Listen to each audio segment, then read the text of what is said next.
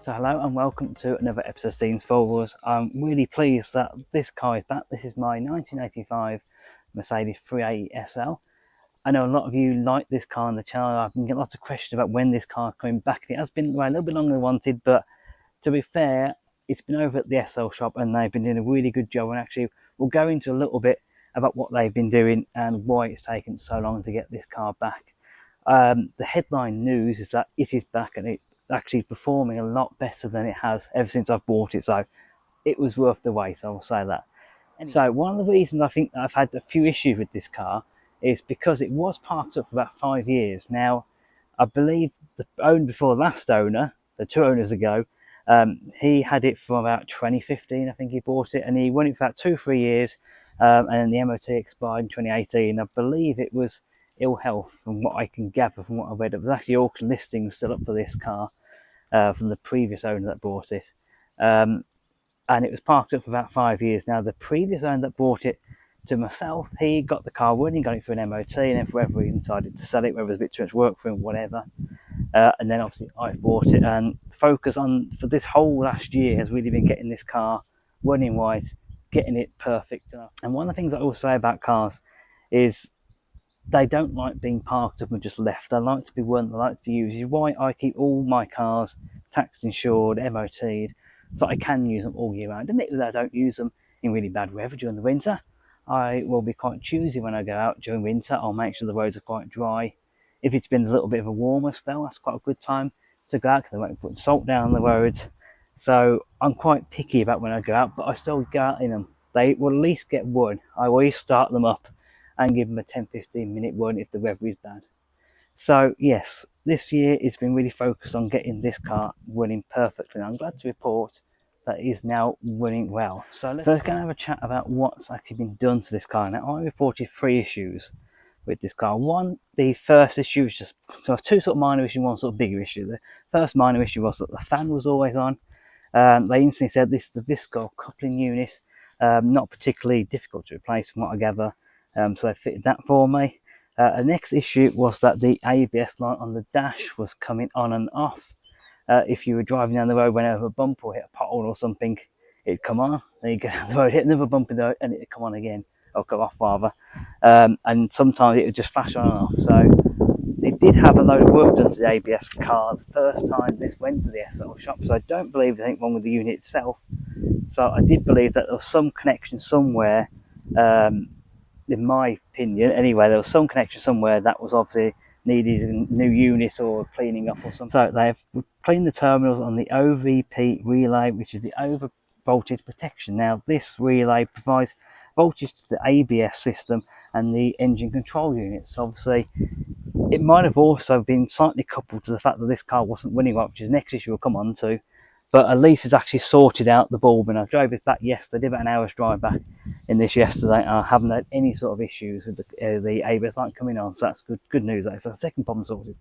So the next one, which is sort of related to that, and we'll come on to in a second, is the running issue. Now, I had a problem with this car, mainly when it was warm, that this car would cut out. So you've come up to a junction, slowing down to pull up to a T-junction, traffic lights or roundabout, whatever, and it would cut out. Other times, there was one time when I actually pulled out onto a junction and it cut out then, which is quite dangerous. Thankfully, off the main road onto a side road, so it wasn't too bad, but not ideal as you can imagine. So one of the theories they had was the OPV relay that was again going to be cleaned up. They did this. The ABS light then stayed off, which is good. However, the engine still wasn't running right. So they did a few bits and pieces and they sorted it. So they thought. They then went to move it the one day, just away around the site. There's a little bit of movement on the site, getting another car out, I'd imagine. And they suddenly found that actually it was cutting out at low speeds. So suddenly we had the same issue, but in a slightly different scenario. So they've done a whole load of stuff, gone through, done a load of checks to the engine, and eventually they found the issue. So they've adjusted the throttle linkage rods to increase the idle speed. And that seems to have sorted the issue. So I asked them, can they take the car for a sort of longer test drive once they've done, which they always do a test drive anyway, and they do a quality control at the end just to make sure everything's right and all the issues that I've asked them to look at have been solved. which they have. So this car went out for an hour-long test drive, which is convenient because I wanted to take it back, and that's about an hour as well. So I said to them, I just want to have every confidence in this car. It's going to get me back home. And to be fair, it was fantastic yesterday. So I went and picked it up, drove it out there, showroom that I've got there. And yeah, absolutely fantastic. It just feels so much smoother to drive now. I have a bit more confidence in this car. I'm going to start taking out and using it a bit more, doing some little drives just to build up my confidence in this car. But yeah, really fantastic. It was smooth, it idled well, it coasted well. And the thing that I really noticed, really impressed me, was actually just how much more powerful the engine felt. So I was pulling out yesterday from the SL shop. If you've ever been to the SL shop, I probably first of all recommend a visit. Secondly, I was driving out from there. It's about sort of half-mile back actually from the main road. It's a slightly odd location, but it is a fantastic facility when you get there. And you pull out onto quite a busy A road. I think it's the A46 possibly, just outside Stratford. So it's quite a busy section. So I was putting out left yesterday. I saw a gap and I had to sort of put my foot down a bit. And I was really surprised actually how quick this car got up to about 50. I think I've caught up with someone when I got to about 50, 55. I slowed down a little bit, but I was really impressed with just how it delivered the power. It was really smooth and really felt quite strong. I don't know if that's a way you can describe the engine, but it just felt really a lot stronger than it has done in the past. So yeah, I'm really impressed with this car. I'm really glad to have it back. I know we're in September now, but even today it's quite a nice sunny day. And it would be nice to get it out and go to a few shows, wouldn't it, buddy, before you start picking stuff up at it. So while this car was at the SL shop, they also found another issue with the car, which was a fuel leak from the pipe that goes from the fuel filter to the steel fuel pipe. So it wasn't actually that expensive. I think about £30 for that pipe, so that was quite a cheap little fix for that. So I'm quite happy with that as well. They obviously said it was a little bit of a dangerous issue, so I said, yeah, go ahead while it's there, you might as well fit it as well. Right, so I think we'll give the car a little start up for you.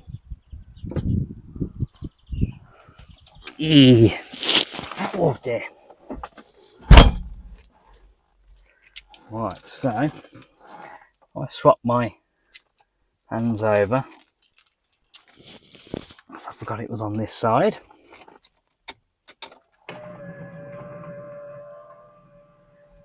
Just give it a second. And there you go, fires right up. It starts so much better than it did before.